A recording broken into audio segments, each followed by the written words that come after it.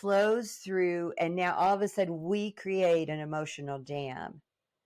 No, I don't, I don't want to feel that. Push it back, resist it, stuff it down. And then what happens, like a dam, everything goes underwater. All the electricity in a dam is created down deep in the, underneath. And you don't even know it's there in the unconscious anymore. My guest today is Dr. Deb Sandella, a pioneer in the mental and emotional health field. Dr. Deb, as her clients call her, discovered the process known as RIM, or regenerating images in memory. And I speak from personal experience when I say that her work is powerful and fast. After working for 20 years as a traditional psychotherapist, Dr. Deb discovered an effective shortcut to emotional healing through a body-centered transformational technique, which frees you of those stuck negative thoughts, feelings, and memories, so you're empowered to live fully. I had a RIM session with Dr. Deb a few years ago that was so impactful. I still think about it and benefit from it today. RIM is truly a revolutionary method to resolve that stuck trauma, shame, grief that won't go away, and help us live just healthier, happier, and far more productive lives. And, it's hard enough to change the world, but if you aren't emotionally healthy, it's a lot more difficult. So I sincerely would appreciate it if you take just a moment and press that subscribe button. Helps me out a lot. And please enjoy this conversation between myself and Dr. Deb Sandella.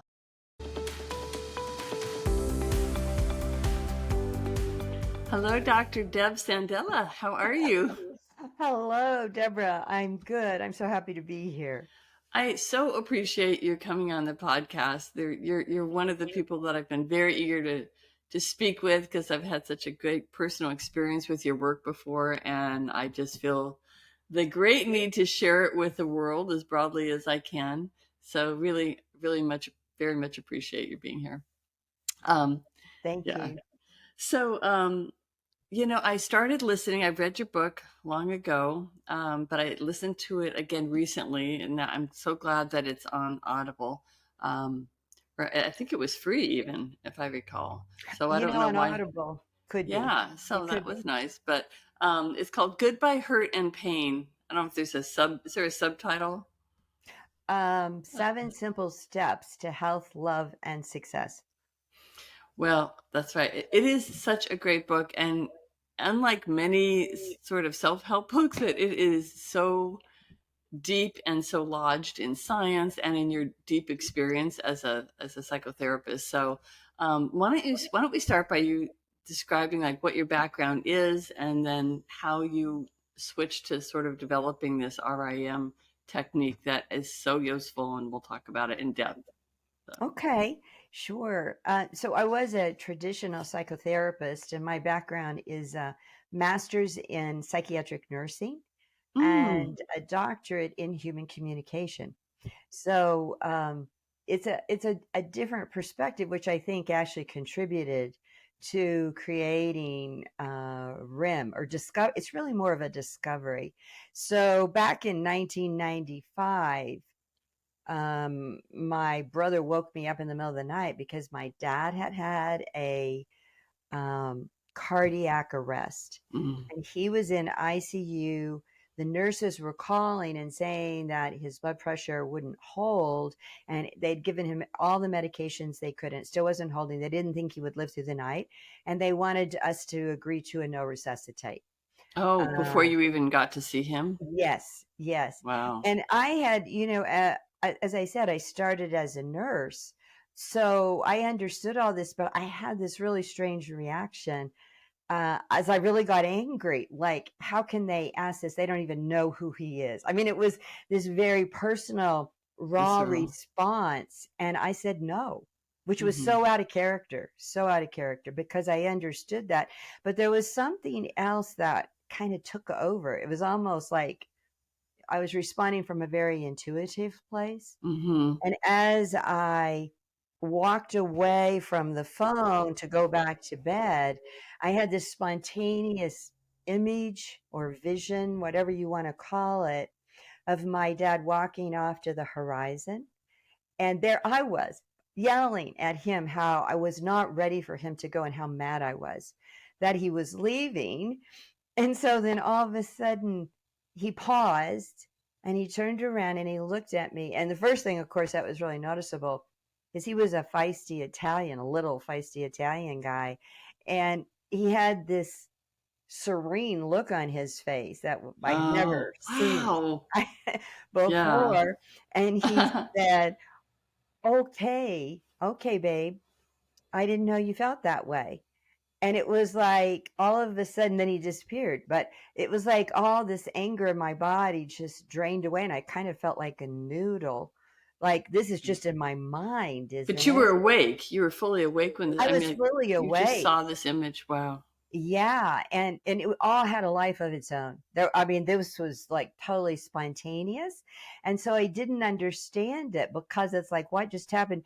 And so then when I went back to Kansas the next morning, the nurse said sometime in the middle of the night your dad's blood pressure started holding. And so suddenly all that education and all that psychotherapy, and I was actually at that time I was doing research and teaching at the University of Colorado, and all that Mm. seems so unimportant compared to this. Oh my goodness. So it's at the course to explore what was this and how can we harvest, how could I harvest it to use intentionally? Because it was spontaneous. I didn't know what it was. I Yeah. didn't know how to use it. So that's been over like 30 years ago now. Well, then what happened with your father? Did he? He survived. Yes. I'm sorry I didn't finish the epilogue. Yeah, it's like, come on. You hanging. Kind of important. Exactly. So he survived and lived another 5 years. Unbelievable. That and he and my mom said they were some of the most important years of their lives because it was like being given a second chance. Yes. And actually I felt that was true for me too, because it was it changed my life. That experience changed my life both personally and professionally. So, did your father, I'm sure you told him about the experience. Did he have any of that experience or have any No, recollection? yeah, It I was didn't something, tell him because he was unconscious for 3 weeks. They oh my maintained him in an goodness. unconscious state to Uh-huh. allow the brain swelling to go down. And it was I mean, that was a real journey too, because they said, in the beginning he had been without oxygen too long, that they did not think he would come back intact. Mm. And so I continued. Now that I had that first experience, it was like, well, let's try this. You're like, Exactly. yeah. And so I was tuning into his body, imagining just to see, what was there, and just playing around with supporting him with imagery, like particularly to his lungs, of like blue Really? sky coming into his lungs. And so anyway, he came back fully intact. And as he was, so I never told him about it, but as he was Ever in coming, his life you didn't tell him? no. Why? What was that decision? It was I totally forgot about it given this lengthy recovery in terms of him not knowing. You remember now, and it's been how many? Well, yeah, he has Yeah. constant cares now, but Yeah. it was also he was of a generation that I would say it's harder to receive some of these more invisible things that are invisible. We have a hard time with. The mind has a very hard time with. But what happened is Hmm. it was like the first day he was coming out of his unconsciousness, of his induced, I guess Right. you call it an induced Coma. Like, coma. yeah. Yeah. And he's coming out of, and he's really hazy. And actually during that time was during the OJ Simpson trial, and it was on TV, and he made comments. Oh, that was the first thing. Well, he Like just one of was the like, first things. yeah, it was like it had somehow worked its way into his unconscious. Oh. And it was so strange. But then he looked at me and he said, somebody, he was in a dreamy state, of course. And he said, somebody's been there watching over me. He goes, was it you? Wow. I think it was you. Oh. And then he Oh. didn't later, I don't think he even remembered saying that, because it was in that Oh. state of just coming back to consciousness. Because he probably had better access to that. information It when he did. wasn't, yeah, when Yeah, his at that intellect point. wasn't getting in the way. Exactly. Yeah, where there was no thinking about it. But that, of course, touched my heart.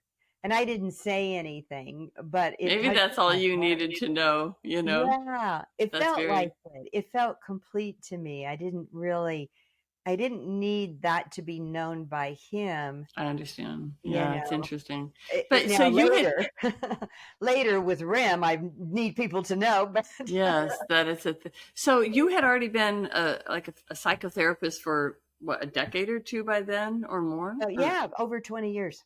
oh, so then what happened? How did you sort of make this transformation? Oh, wow. Well, what happened, it changed my life so much that I started really exploring the use of imagination or imagery, and Mm-hmm. I began to study it. Began to study some techniques that used imagination in ways, and So that you uh, could use it in your practice? Was that why you were yeah, doing it? yes, so that I could Okay. use it in my practice. And so I would use those techniques adjunctively in my psychotherapy practice. Okay. And then there came a time when my husband and I actually did a personal sabbatical to Australia because Mm-hmm. he was changing positions and he wanted to step into a vacuum to figure out what he was going to do next. And so we did this personal sabbatical again, which changed our lives again. And when I came back, so I closed my practice for a year. Wow. And so we went to Australia, and it was the most magical time, to be out of our culture, to be out of not work. Mm-hmm. Neither of us were working. It was the Yeah. first time since I was in sixth grade I didn't have a job. I was a middle Excuse me. Midwestern, you got to work to live kind of Yes, yes, mentality. yes. It's very hard to stop It's sometimes. very hard to interrupt that, and which doesn't include the idea of big money for little work. And Right, so this right. of being in Australia, it totally re something to my brain that this was even possible to Like a take this reboot. time, reboot. Mm-hmm. Absolutely, it was a reboot. And so when I came home, and I was supposed to start my practice again, and most of the people I'd had in my practice were ready for a send off. They just needed to be kicked out of the nest, and it was a Oh, good thing for them. But from there seeing was you as a therapist, you mean? Yeah. Yes, yes. Okay. But there was one woman, because I had started terminating early enough Mm-hmm. to really Yeah. bring things to a close. But there was one woman who was clearly wasn't ready yet. And so I had transferred her to another therapist. It hadn't really taken. So the day I was supposed to return, that I had told people I would return to my practice, I get a call from her. Wow. And so we Been sitting talked on your on doorstep. It felt like that. It did feel like that. Yeah. And I could understand why she Yeah. felt that way, Sure.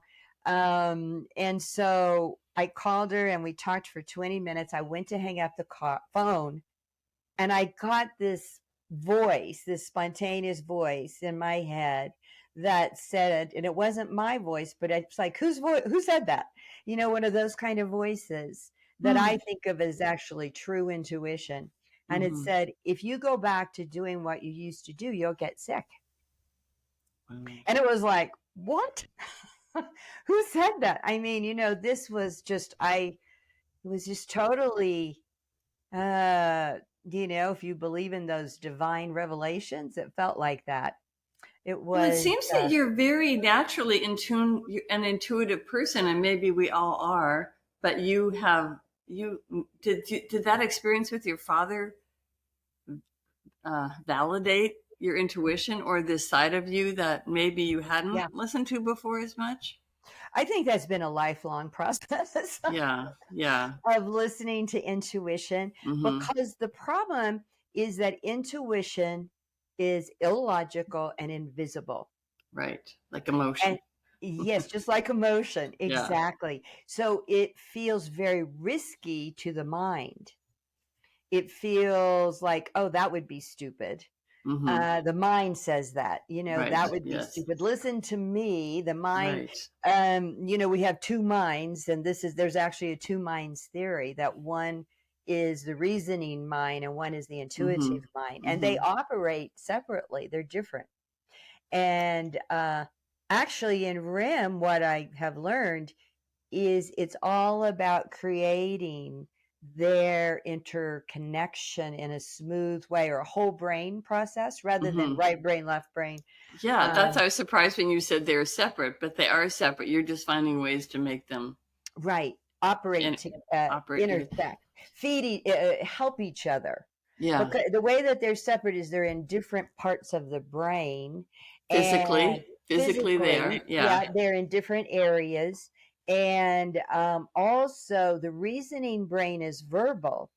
The emotional creative part of the brain is nonverbal. And Okay. so we have to figure out that I communication see. Yeah. between the two. So let's jump into RIM or RIM. I think you just call it RIM now. I I just, think yeah, for so just for long I heard it. short, it's so Yeah. easy. But Yeah, it it is an is. acronym. Yeah. So you over time started to develop this, and maybe let's just jump to the point of what it is. So we can back up and see how you developed it if need Sure, be, but sure. what is it? Yeah, I would say it is a verbal way of utilizing it's collaborating with our organic emotional operating system. So I would say what I discovered just by turning my attention in this way and Mm-hmm. playing with it, like with people, and I wasn't charging in the beginning, I was just playing, Uh-huh. like I would work with Learning. friends, Yeah. you I'm sure know. they loved it. Yes, they Yeah. did. Yeah. And what I discovered is that we actually have a very resourced emotional operating system organically, but that we are overriding it with thought and thinking. We're trying to control our emotional operating system, but it actually has its own system, the same way our body physical system works Mm-hmm. together. It's very similar to the body system. Like there's constant feedback, the same way your body gives you feedback. Am I comfortable? Am I cold? Do I need to walk? Do I need to move? The Mm-hmm. same thing with emotions, but because it's invisible and it feels out of control, we're scared of it. So we try to control it. Do we only try to control our negative emotions because those are the ones we don't like? Yes, Because or we do we try to. also control our happy emotions or joyous emotions or Well, what happens is we definitely try to control things like anger, rage, mm-hmm. jealousy, sadness, grief. They're Yes. uncomfortable. So Right. our natural, and that makes sense. Our instinct, even as an infant, we're born with three feelings: comfort, discomfort, and curiosity. Hmm. So the comfort and the discomfort kind of rule our lives really throughout, but we Yes. learn more sophisticated ways to understand that. And sometimes we don't. Mm. Sometimes we just respond in a very primitive way to discomfort. But RIM is I would say, a very organic way to respond to discomfort, because we do try to control this. But what happens is when you try to control those, you stop all spontaneity. You Mm-hmm. stop spontaneousness of emotion. So if I feel anger and I've been taught that anger is inappropriate for females to show, then I've stopped or it's not allowed in your household. Right. Then you don't show it, and that's when you start getting these blockades. Yes, exactly. So I think about it as RIM is a system based on interoception, which is Okay. all of the way the body cells interact with each other at a Okay. very visceral Oh, level. really? Yes, yeah. So Okay. that what happens is the way that interoceptive system works, along with the now, we know about the polyvagal nerve that's anchored in the center of the body, Mm-hmm. that's very sensitive to all of this sensory input in a nonverbal way that determines whether we feel safe or not. Is that the vagus nerve they talk about? Yes. Oh, Yes. okay. Yeah, the vagus nerve.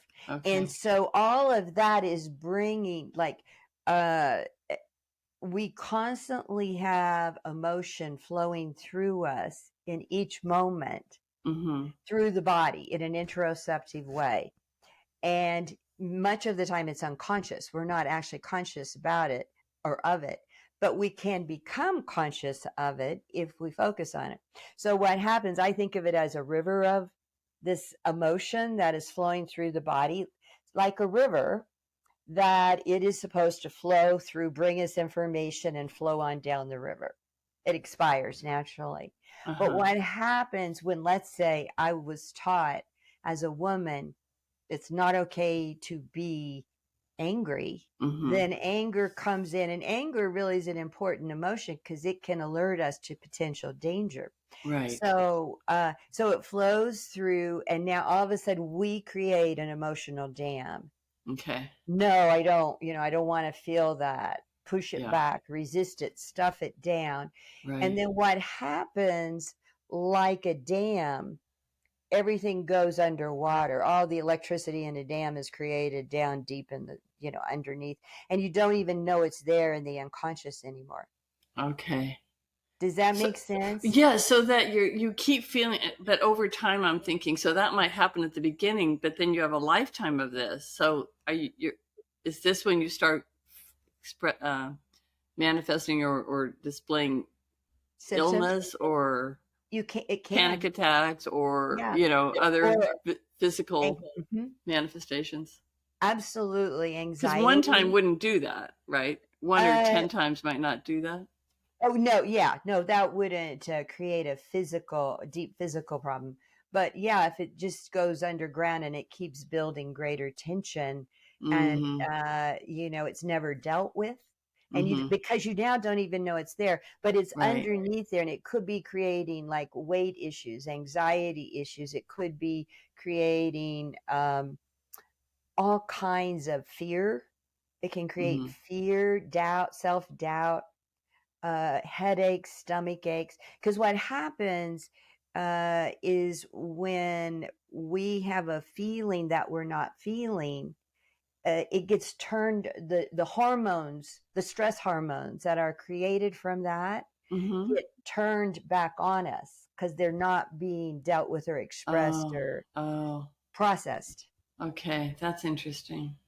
Because Hmm. I mean, this is sort of people have had this knowledge for a long time that these things are happening, that you can get sick from emotion, that you can get stuck, or you don't, certainly that you don't fully live an actualized life because of it sometimes, right? So we've known that Right. forever. I remember Saturday Night Live skits back in like whenever that started, like the beginning was the 80s or even I don't know, but I Even just remember they're earlier. like, "You're blocking." I always remember that scene that they were, because my sisters and I laughed about that forever, and we'll say it to each other like, "You're blocking," and it was like a very funny thing. Like, but so we know it's there, but that doesn't help us just to No, know it that that doesn't. happens. So how Right. does so you develop this process that gets us in touch with this Right.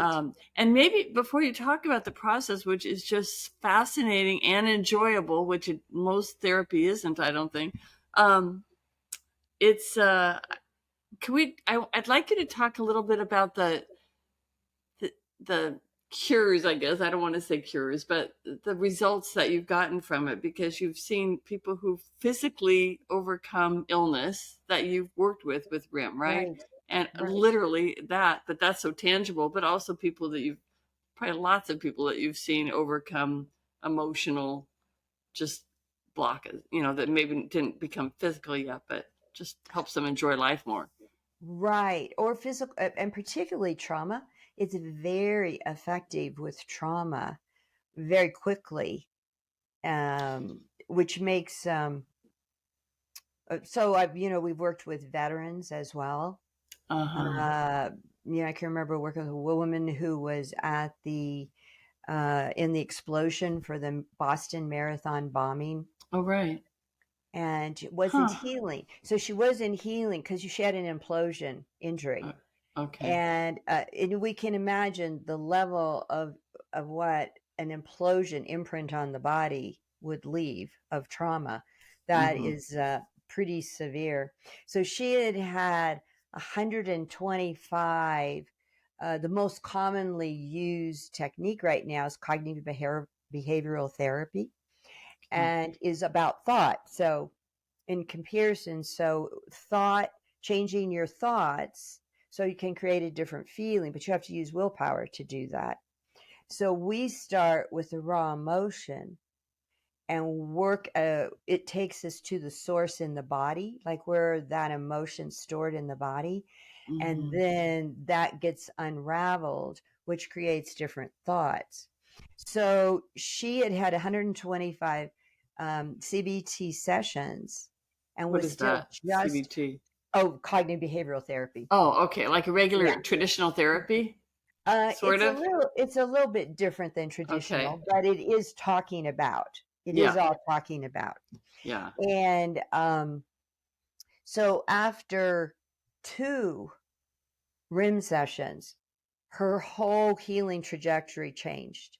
She started being able to receive the healing, which meant she was less reactive. She got triggered less, Mm-hmm. because after all those sessions, her body was still just as triggerable, which is very understandable given the degree of Interesting. the trauma. Right. Right. And so what we did is we went into that experience in the body.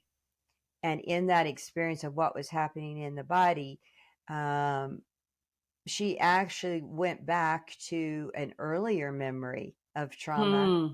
that was not physical, that was emotional, and healed that. It was an earlier on trauma. That's And then interesting. it made the experience of the bombing, it made that look different because now she was resourced at an earlier age.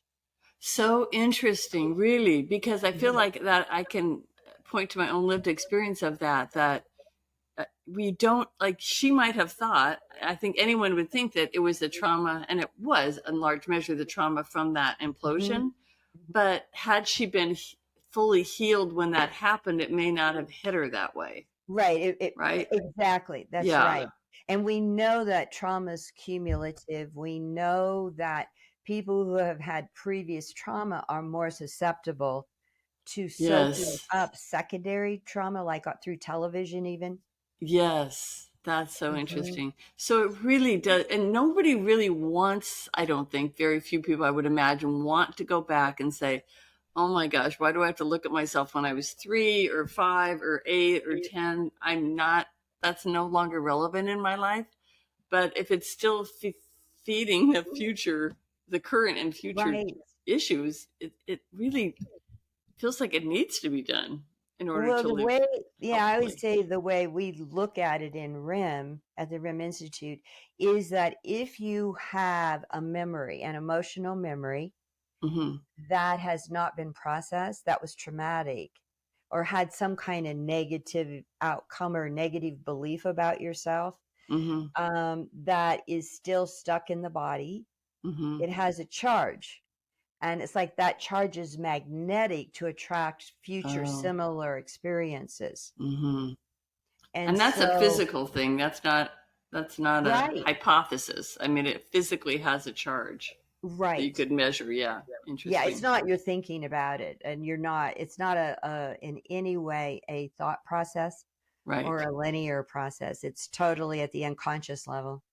I think it's very hard for a lot of people to accept, or might be hard for people to accept, people who are very linear thinking, maybe, or more um, cognitive based or something, to accept that this is a way to healing that's fast and doesn't Mhm. require you to. You just said something in the book, and I don't know if I'm going to be able to rephrase it properly, but it surprised me because you were saying that, like, talking about, like, if something happens to you, let's say you were abused, Mhm. somewhere in your life, and you talk to someone about it, Mhm. let's say a friend or a therapist or anyone, that it's helpful because you're connecting with them, you're releasing something. There's always a benefit to that, but Mhm. that it's not at the site of where it happened, because it's in right. your brain at that point. It's not at the emotional site of where that happened. And for some reason, I could really picture that the way that you phrased it in the book. Mhm. Because as we talk about RIM, I think it's one of those things that it's really hard to understand until you experience it. Do you think Oh, that's true? completely. Yes, I think Yeah. that's very true because it is a client generated process Mm-hmm. so that we are not controlling what happened, what shows up. At all, right. Yeah, we're following. But if that's the miraculous part of how we're designed. The mind body connection is so powerful because when we start following two things, sensory body awareness Mm-hmm. and also imagination, spontaneous imagination, those two things that we're born with, that everybody has, Mm-hmm. really can take us to the root source of what needs to be healed for a profound outcome. And we don't know what that is. The mind does not know because it's hidden in the unconscious. Uh, And so, you've done that. You've done it both ways. You were a therapist for 20 right, years using talk therapy, I and was. now you've been doing this for how long? A decade or so? More than yeah, close to 30 years now. I'm very old. No, I mean just the RIM, the RIM. You haven't been doing Yeah, that. that's been yeah, I have. You do look a lot younger. That doesn't seem possible. No. How is that? So you've been doing that for 30 years? I thought that Yeah. was So relatively my new. career is about close to 50 years now. I'm Oh, 73. and more of it's So, been spent in RIM. yes. And Yeah. you I guess found so yeah, what and you find it maybe I'm over 50 well, and regardless, it's been 20. a Yeah, long time. maybe it's maybe Yeah, the we match. won't quiz you on the numbers. There won't be a quiz later. Um, so, is your experience then that there's a big difference between the outcomes for both of these? Oh, Like, not only the outcomes, it's like effectiveness and efficiency, both, because it mm-hmm, doesn't take very long. It mm-hmm, doesn't take as many sessions. Like with trauma, maybe I would say an average in REM maybe 3 to 5 sessions. Now, sometimes people will then come back when they have a little reason to come back, like something's happened. So I'm not yeah, saying because you're still it's needing to for process what forever. happens now, Yeah, right? yeah, Sometimes, yeah. right. But we are creating new emotional memory Mm-hmm, in the mind, in the brain. So we're getting a whole new neural network created. That's what RIM does. It stands for RIM, oh, stands for regenerating images in memory. And the mm-hmm, memory we're talking about is body memory or emotional memory. mm-hmm, And so the only way you can access emotional memory is to be in it again.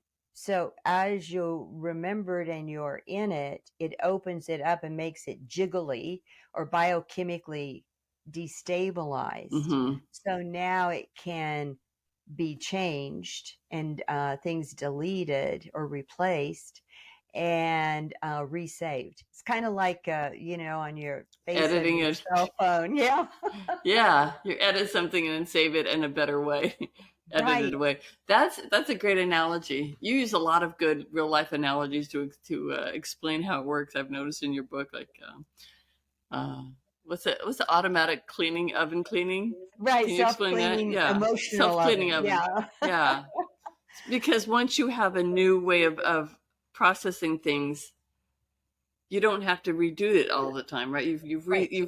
but don't most people? So I feel like when I hear that, I have led if I look back to my early childhood till now, a lot of things have happened, not just 3 to 5. Like you say, you go back through 3 to 5 sessions, but I feel like, there's so many things that happen that stuck. Wouldn't you Well, have to work through them yeah, all? not all, not all. You need to work through the pivotal ones that were where something got decided, where you made it, you really Oh, it I'm not locked in. safe, maybe. Yeah. Yeah, you got Yeah. locked in, or I'm not smart, or there's something wrong with Uh-huh. me. Yeah. Or I should have something I should have done different here. I caused Uh-huh. it. I Like see. that's something in sexual abuse or Uh-huh. abuse in general that You can be deserved it down or at it the very caused it. bottom, even though the Yeah. conscious mind might say something different. Okay. At the very bottom, there is a lot of questioning of, should I have done something different? Was this Yes. really my fault? And it's too You're a bad. I mean, victim. we know intellectually, no, of course not. But Hmm. it doesn't matter when there's an The body thinks emotional, it. yeah, Yeah. you Yeah. know, the body, as the psychiatrist says, the body keeps the score in his book Yeah. about trauma. Um, Now, yeah, people don't want, usually, often I know that people don't want, because I had the same experience. I did not want to go to therapy. I went to what traditional therapy a couple of times, not for too long either time, but I didn't want to because I thought, well, what's in there that I don't know about? Or why would I want to go revisit something that was so unpleasant? And right. so I think one of the really important things, because I've experienced a RIM session with you, and I want to talk about it a little bit, because it was so important. And I have more. And we talked about earlier that I think I might need a few more sessions, Sure. um, and it's been a while. But what I was afraid of in traditional therapy, and also what I think someone might be afraid of listening to RIM, especially if they've had very traumatic incidents, whether I Hmm. guess to them, anything could be traumatic. It could be what someone from the outside Right. might consider major, like a rape or something, or, some other kind of abuse or an implosion. But it could have been a slight thing, Hmm. like It somebody can be just, a slight thing. yeah. But still, because you don't know, or because you don't want to re-experience it, are people afraid of going into RIM for that reason? Yeah, I think that, Freud kind of did that to us. I call it his Maybe. fatal flaw because it was wonderful. He discovered the unconscious. That was just so Mm-hmm. profound. But then he made it a place of monsters and neurosis. And Mm. that Mm. really set us on a course to go, oh, I don't want to do that. I want to be a normal person. I don't want to go into the Uh-huh. unconscious. And the sad part is the truth that he didn't know yet. It hadn't been discovered yet. And this is part of what I have really gotten so in touch with, and how to connect with it, how to collaborate with it, is that in the same place that the monsters live, there's Mm-hmm. also the antidotes. There are Mm. the solutions. There are the healings. It's in the same place. So if we don't go there, we can't find them. But even knowing that, people will still not want to go just so they They won't have to may, relive it again, right? And right. that one of the reasons That's I just, wanted to talk about that is because what surprised me and I'd never heard of before was that um, you bring in helpers, right. which was a game changer for me. Hmm. Hmm. Yeah. Can you talk Well, about bringing in resources, and then I'll share my own just short experience of sure, how sure. that helped me. So what we're doing is we're accessing the emotional memory that's important. And Hmm. then in that emotional memory, we're now start um, bringing in emotional safety.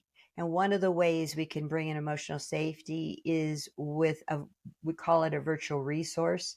That could be anyone, anything that feels safe, Hmm. loving, and powerful.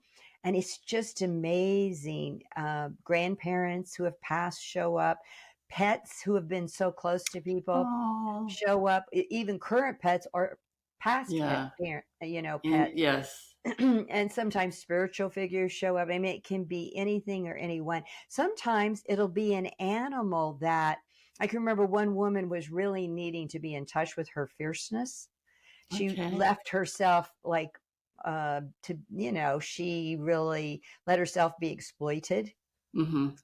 by others, and was taking care of a lot of people and not Hmm. taking care of herself. And her virtual resource was this wolf that looked so fierce, but it was right there beside her, protecting Wow. her. But Wow. taught her about fierceness. It was just amazing. And it all showed up spontaneously through spontaneous imagination, so that we can have safety to then speak and do what we need to do that we couldn't do then because we were blocked in some way Mm-hmm. by somebody else or our own fear. Mm-hmm. And so we didn't stand up for ourselves. We let ourselves Right. be bullied, or, we let ourselves internalize self-doubt that Mm-hmm. I'm not good enough, Mm-hmm. kind of thing, whatever it is Yeah. that's there. Or That's one really, thing that sometimes gets internalized is, oh yes, my parents love my sister more than me. oh. That's one that can be there because we have immature egos that Yeah. has an experience and then makes a fact of it Mm-hmm. When we're to kids, you knowing mean? better. Yeah. Yeah, when Right. we're When you kids. Right, experience it. right. Well, so the way that happened for me was, and I've thought about this. I don't know how that's been about 3, 4 years, maybe 5, Probably maybe more. more. Yeah, it's Yeah. been a while, and it's still very vivid. I was only did one session, long session, but still those images have stayed with me since then. And one of them was, and I wasn't going in, and I think this is maybe important too. I can't even remember why I chose to go see you. Hmm. I knew that you were doing this work and it's interesting for anybody. So I think in some ways it was just like, well, I'm sure I carry a lot of stuff that needs resolving. I know I do. Because I don't think I went in with a specific agenda of what I needed to resolve. But so it started, I described this in that podcast with Michael the other day. I've started with something that happened with my brother that I needed to, like, I thought I'd been responsible for his having to go away when I truly hadn't. Um, but then I just remembered this scene with my mother. There was this, because when I went to traditional therapy, I really did not ever want to have one negative thought about my mother because I loved her so much. So I didn't see how she could have done anything or any of her actions could have been in any way oppressive to me. Um, and I, and because of that original therapy, when I went through, the reason I didn't like therapy after that is because it kind of left this, like, she just kept pulling out all these things and putting words in my mouth things that I didn't feel. And then I left feeling very raw and with anger toward my mother that was unresolved, that had never even been there before.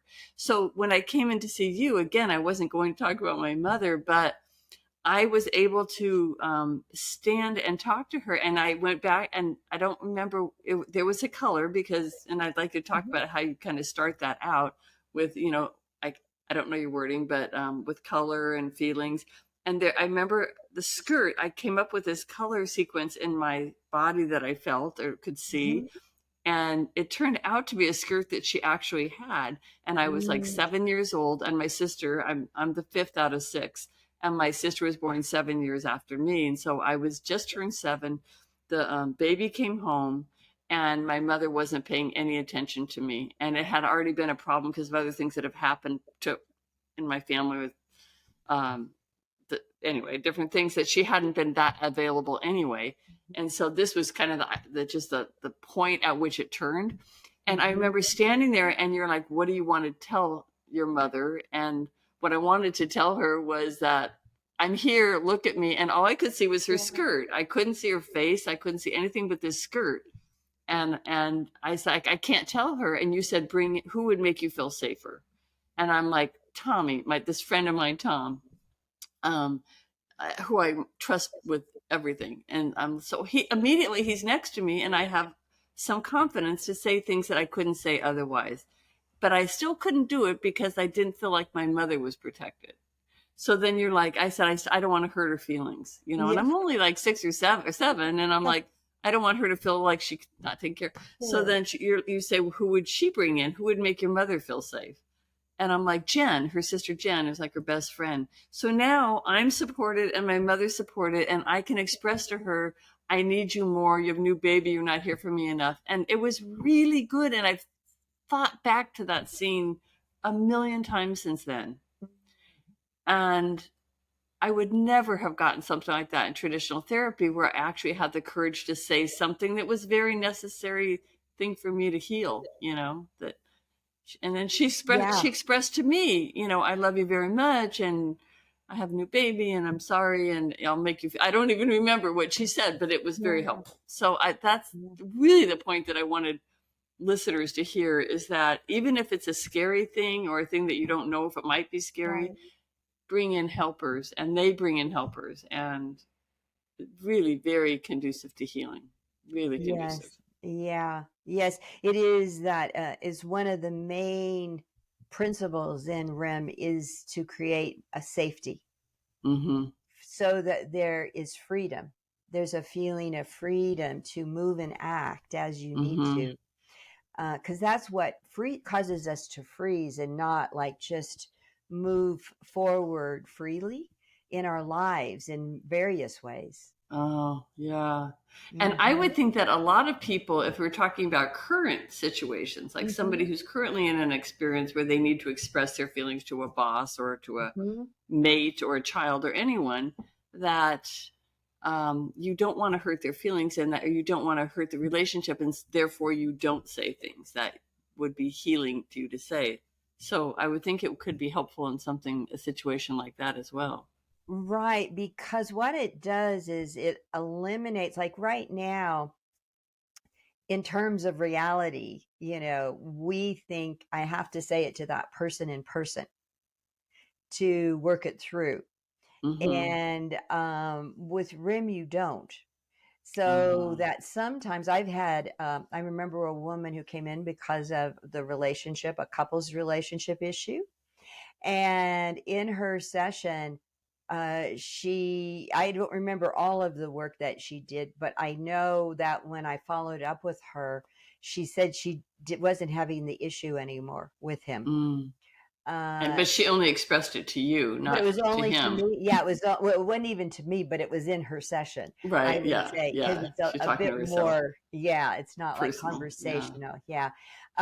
So that it's amazing. Or people who have passed on, or people Mm. that, like somebody that has had a heartbreak, had a relationship breakup, Mm-hmm. and that person's now off with Yeah. somebody I'm else. gonna call him up and yeah. Yeah, exactly. And so you can work with those things so we're not held hostage because the other person is unwilling now to be able to heal this, help us heal. Mm-hmm. Or you're unwilling to even express it anyway. That's my thing. Exactly. Is like I really don't like to hurt other people's feelings, so I don't express a lot of things. Right. Don't want to make Yes. them. So that's really helpful. Yeah. You know. And I was going to say it is also practice so that Mm, in it you get practice of how to speak it in a way people can hear it. You also like dissolve like the angst part of it because there's ventilation. That's oh. safe. There's safe ventilate so safe venting. Mm-hmm. Yeah. So the Yeah. angst is now dissolved. So Mm-hmm. now you can be thoughtful in how you present it, and that starts to, that becomes clear also in during the RIM session as to what is successful to say and what isn't. So it could be helpful for couples, like you don't do couples counseling, so to speak, like you wouldn't have two people come in and do it together, right? If I it were a have, relationship. I Have have, you? yeah, That it's the amazing. relationship was the issue? Yeah, That the they were relationship was the issue, but it huh. doesn't because it's REM. So the couples have their eyes closed the whole time. I Yeah. actually did. The biggest was a Interesting. family experience, Ooh. family, and everybody had their eyes closed. It was like 2 hours on Zoom, Oh, and but I was just so amazed how effective it is really? because with your eyes closed you're not projecting in the way that the mind usually does, Okay. and blaming in the same way, that there's Interesting. much more Gosh. access to vulnerability to be able to speak That's amazing. I can't what even you're picture that. Yeah. feeling in a different way.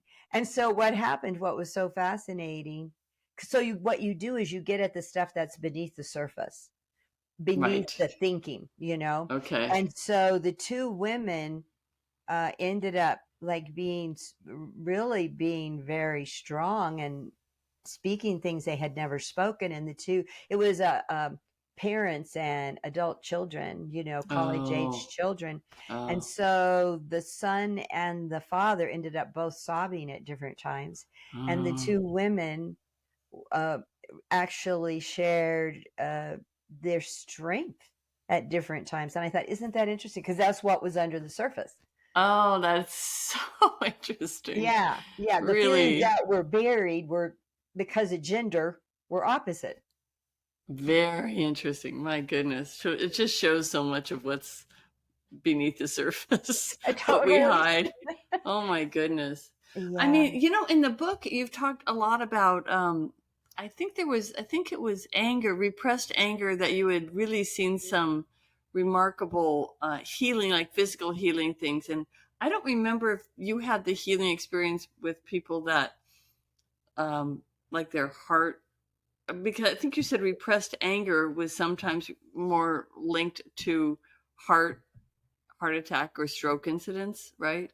And then, but Well, also, and yeah. then also you mentioned autoimmune, so I'm not sure, and then also some recoveries from those things. So can you talk about that whole topic a little bit? Yeah. So that I think that feelings in general, but the uncomfortable feelings. And so Mm-hmm. anger is one of I would say we're most uncomfortable with anger in our Mm-hmm. culture. Now, what's really interesting in these times Right. where it's all over the place, it's Yes, which kind is of interesting. Yes. unbridled, and so we're getting desensitized to it, which may be a useful thing, but we're actually using it as weapons, right Yes. now culturally, which is too bad because that's not a useful thing.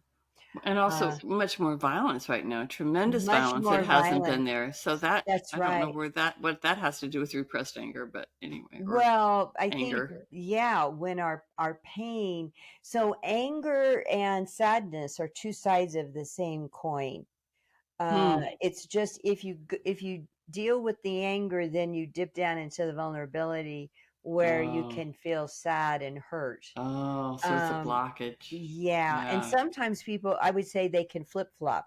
Mm-hmm. Sometimes it's anger's on top and the hurt is underneath. Sometimes it's the Mm-hmm. hurts first, the anger's underneath. And I would say in the past that used to be gender oriented, Mm-hmm. just because of our enculturation. Right. And now it's probably more mixed. I'd say it's Okay. maybe not as Huh. obviously that now, where Okay. women would present with hurt, but dip down into the anger. Men would present with Mm-hmm. anger, dip down into Right. the hurt.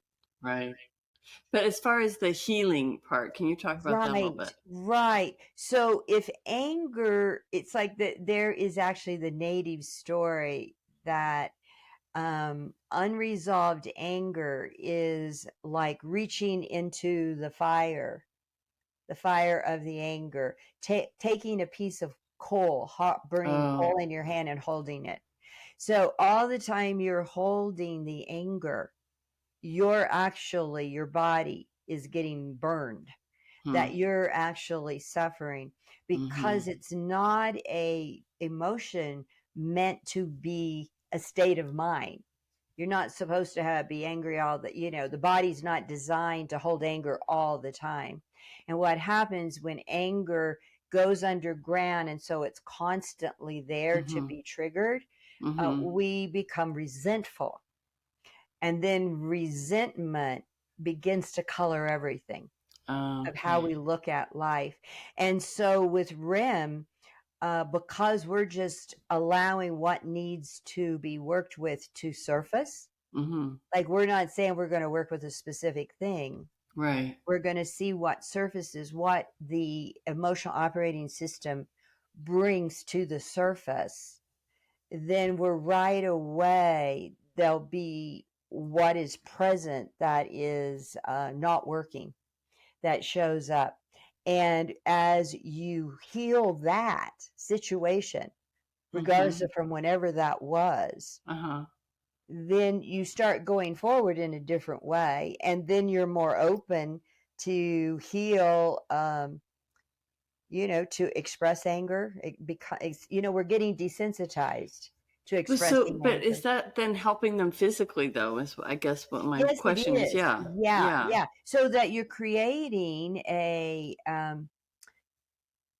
peace at the body level, a state of mind that is peaceful and calm and resilient, so that in life, not everything is peaceful. Not Right. everything is good. I've Not noticed. everything we like.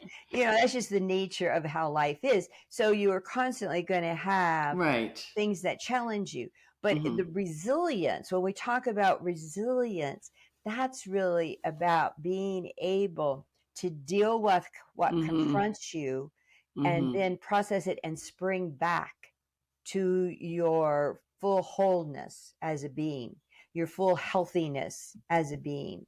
And so when we do this work, that's what's happening. It happens this one time in a session, let's say, and that starts to be understood, and people start to naturally even start to live in that way more. I don't know if you experienced that. Did that carry on for you to become more resilient related to that issue? Um, I have to be honest in that and say that I don't remember Sure, specifically sure. because I definitely have um, progressed from that from whatever from where I was a few years ago, so that I am definitely able to.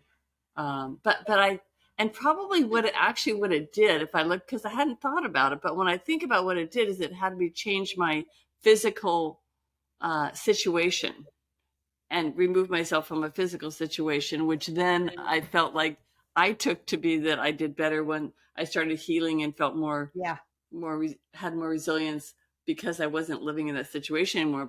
But certainly the rim may be the thing that had because that's about when that happened, like a year or so later. So that Right. so yes, I guess it's funny like Yeah. because you're not always going to walk out and say, "Oh, my autoimmune disease is healed" or whatever, No, no, like that's it's not going to happen that afternoon. But you do, but no. there are some things that like grief, like severe grief that you said I can heal within 1 or 2 sessions. Yeah, And well, yeah, not maybe not grief. Grief is a the process. stuckness from the yeah, Yeah, or the what we call, yeah, a prolonged grief yeah. can unlock, like somebody who, their adult child committed suicide or was murdered like 20 years Mhm. earlier, and Mhm. then one session really can change everything. Really. In a situation like that. But I Mhm. would say in a current grieving situation where you've had a loss, Yeah, there you have to is work it's through a that. process, yeah. So Sure, you have sure. to go through that. But I think, so I just remembered one particularly outstanding situation. A woman came in. She called saying that she was dying of what is it, fourth stage cancer, Stage colon 4, yeah. cancer, Uh-huh. and that so she didn't feel ready to die, and so she wanted to come in to work on that. And I said, Hmm. okay. I mean, I don't Yeah. know, it's like in rim Mhm. we're just working with whatever it is that shows up. And so she came in, and after her very first session, her tumor titer, she just happened to be having a test, the titer of the tumors, whatever, how that works, the size Mm. decreased after the first session. So that was very Mm. encouraging to her. But we were not working on trying to heal her. Right. No. It was Well, just you're trying to heal her, but you're trying to heal her emotionally, yes, which can lead to the physical right, healing. exactly. Yes. Mhm. So Yeah, she it's had, just yeah, because she felt she was dying. Her husband, who was a anesthesiologist, had stopped working to take care of her during oh, this time. I mean, yes. their whole Yeah. life was oriented towards her Right. dying. They were Right. going through her travel list, Uh-huh. her final things things she wanted to do before she died. And Hmm. so she gave herself to the work fully. I mean, the level of emotion she brought to every session was full out. She played Hmm. full out. And after about 4 sessions over around, I think it was 5 months because they were traveling a lot. Mhm. So it wasn't like frequent sessions. She Yeah. went into remission. Oh, she did. Her cancer went into remission. Ah, And it was like, I was blown away. It was yeah. so powerful to be with her in that journey. It's just a very powerful process. And one thing we don't have a lot of time. There's two more points I really wanted to get to, and one is the fact that um, I guess it's a two-pronged topic, one that whether you can actually help yourself using RIM. Hmm. I don't know Yeah. if there's a clear case for that. And then also, are people, when you're dealing with something, let's just say it's a stuck trauma from years ago that's really affecting your life, Hmm. is that something that, because you don't need to be a psychotherapist to become a RIM trainer. Hmm. So as a traditional thinker of therapy, I would think, is that person, am I safe bringing up some old trauma or something that's really significant with somebody who's not trained, clinically trained, and so forth? Well, so I would say that, well, let me answer that. I have to remember there are two There's two questions here, parts. or I'll Yeah. get so involved in one and I'll Sorry. forget. No, that's okay. So the self RIM, definitely. You can do self RIM. Now, if you have a bigger issue like trauma Mm-hmm. or um, a physical condition, Mm-hmm. then you probably will get the best result by working with a facilitator, a RIM Mm-hmm. facilitator. Mm-hmm. But you don't have to. I mean, I have had people tell me they've used the book and were able to heal some sexual abuse. So, Hmm. I don't like to make Depends on the assumptions about person. anything. Okay. Yeah, Yeah. yeah. So that, but at any point, if you feel like you need help, Mm-hmm. getting to it, and I think Right. particularly with a physical problem, like there's things are pretty deeply unconscious for them Mm-hmm. to go Right. that underground to show up as a physical Alone. illness, that Yeah. I would suggest probably that would Yeah. be really Okay. helpful to work with somebody. Um, And then the second part was about whether you need to have a oh, right, a clinically trained therapist. person or a Mhm. therapist. Yeah. So I've been a therapist and I am totally about safety. Mm-hmm. And when people are trained in RIM to work with trauma, they Mm-hmm. have a lot of skills of how to work with trauma in a different Okay. way. And to be quite honest, as a therapist, I don't know where, today they probably have more skills. I But haven't when done I lately. was trained, it was all just talk about it so that you never get Right. down into a flashback. Okay. In RIM, if people remember trauma, it's actually an access point to heal that trauma in a much deeper way. And we Mm-hmm. know how to do that safely. And it's Okay. very different than what I learned as therapy.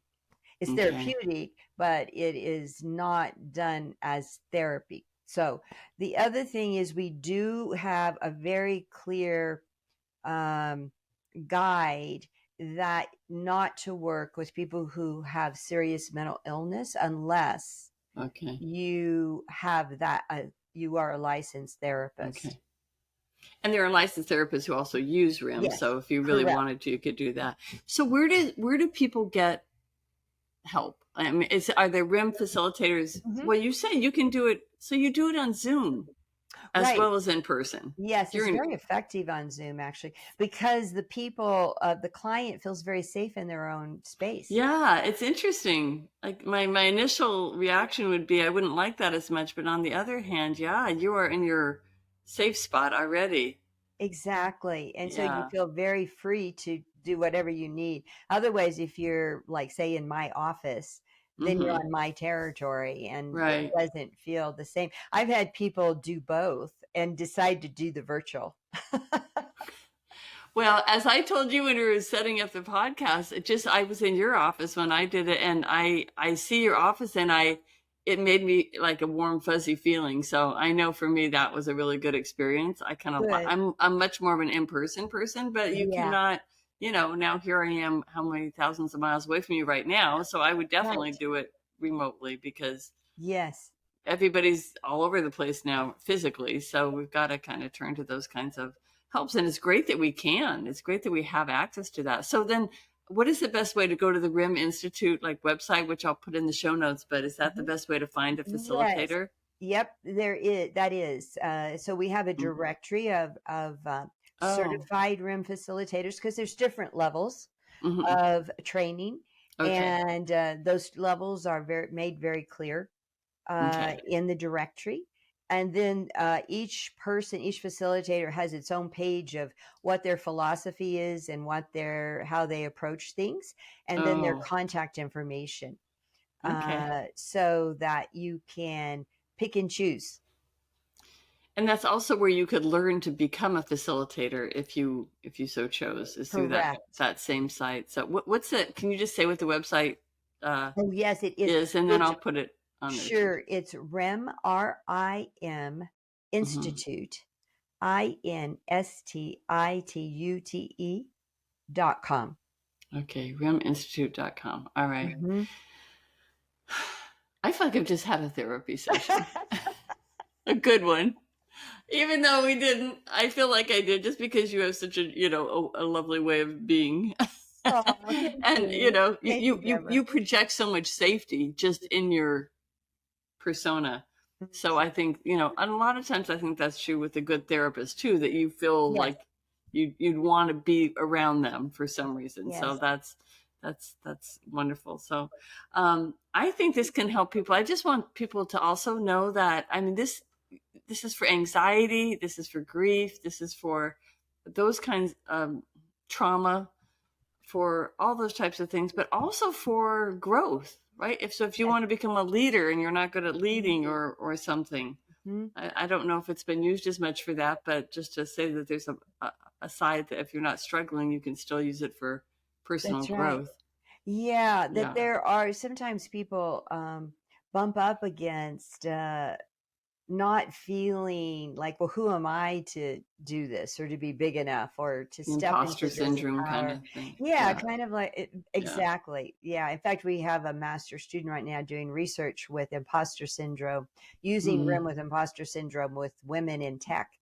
And very she has good. great That's results. great. Yeah, great results. Really? Oh, that's Yeah, exciting. yeah. Yeah. Well, I think the sky is not the limit. There is no limit. So I guess the sky doesn't have one. But hence the saying.